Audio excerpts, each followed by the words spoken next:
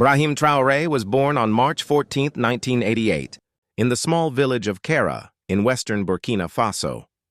From his earliest days, he grew up surrounded by the simple rhythms of rural life, raised in a family that valued hard work, humility, and education. Even as a young boy, Traore showed signs of determination and curiosity, eager to learn about the world beyond his village.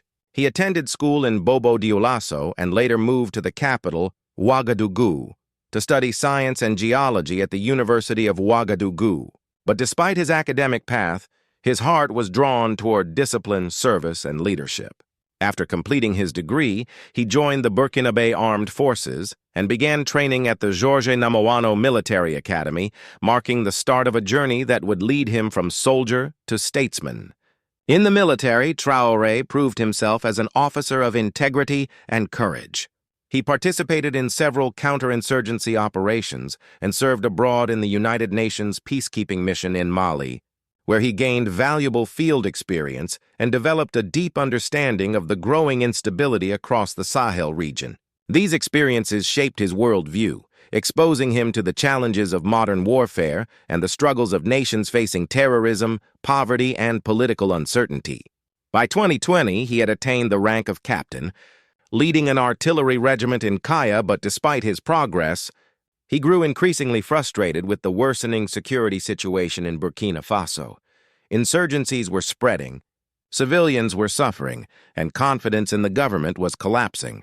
Traore, like many others in the army, believed that leadership had lost its direction and that the country was drifting away from the ideals of independence and unity. His sense of duty, combined with his youthful energy, made him a central figure in growing discontent within the ranks. In January 2022, President Roch-Marc Kabore was overthrown by Lieutenant Colonel Paul-Henri Sandaogo Damiba in a military coup that promised reform and stability. However, the situation did not improve, and within months, frustration resurfaced. On September 30, 2022, Ibraheem Taore, at just 34 years old, led another coup that removed Damiba from power.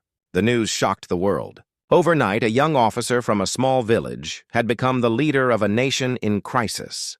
Days later, Traore was sworn in as president of the transition, making him the youngest head of state in the world at that time.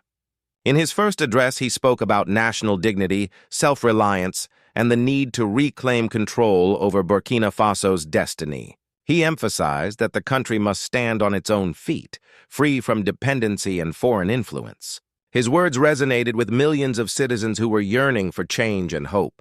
From the moment he took power, Traore positioned himself as a symbol of Pan-African unity and resistance to neo-colonial control. He sought closer cooperation with neighboring nations like Mali and Niger, and together they formed the Alliance of Sahel States, a regional bloc built on solidarity, mutual defense, and shared independence. Under his leadership, Burkina Faso began to redefine its foreign policy, reducing ties with former colonial powers and exploring new partnerships that aligned with African sovereignty. Domestically, Traore placed strong emphasis on using the nation's own resources for its people.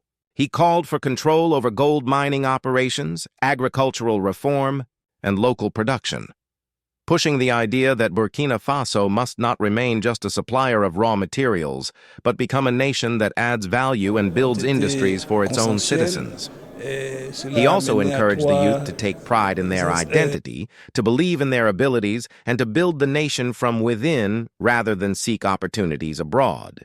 His style of leadership stood out, often appearing in uniform instead of formal suits, avoiding luxury and maintaining a modest public image that appealed to ordinary citizens. Many viewed him as a continuation of the revolutionary spirit of Thomas Sankara, another young Burkinabe leader who once dreamed of transforming the nation through integrity and self-reliance. But like any transformative journey, Traore's leadership has not been without challenges. Burkina Faso continues to face severe security threats from militant groups, economic hardship, and humanitarian crises. His government has been criticized for restrictions on political freedoms and for delaying the transition back to civilian rule. Yet, to his supporters, these struggles are signs of the resistance faced by any leader who dares to challenge the established order. For them, Traore represents courage, the courage to stand up for Africa's dignity and to demand a new relationship with the world. As his leadership evolves, the stakes remain high. Every decision he makes will define not only his legacy, but also the direction of an entire generation.